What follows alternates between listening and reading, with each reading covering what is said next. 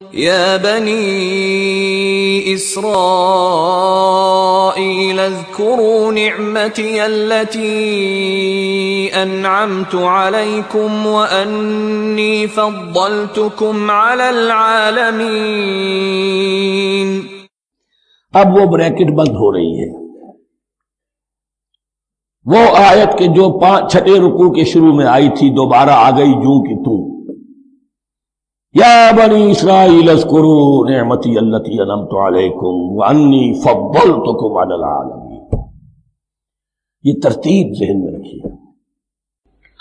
اے اسرائیل کی اولاد، یاد کرو میرے اس انعام کو جو تم پر ہوا، اس کی وضاحت میں کر چکا ہوں، لیکن یہاں جو الفاظ آ رہے ہیں بہت زوردار۔ وانی فضلتکم علی العالمین، میں نے تمہیں فضیلت عطا کی تمام جہانوں پر۔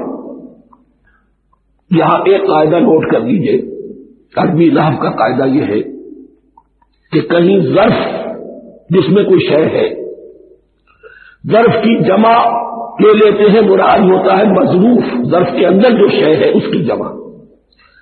تمام جہانوں پر فضیلت، یا فرشتوں پر بھی فضیلت نہیں، جہان والوں پر، تمام اقوام عالم پر تمہیں فضیلت عطا کی، یہ مطلب ہے۔ تمام عالموں پر، تمام جہانوں پر، یعنی تمام جہان والوں پر، اس انسان عالم انسانیت کے اندر جتنے بھی مختلف گروہ ہیں، نسلیں ہیں، طبقات ہیں، ان میں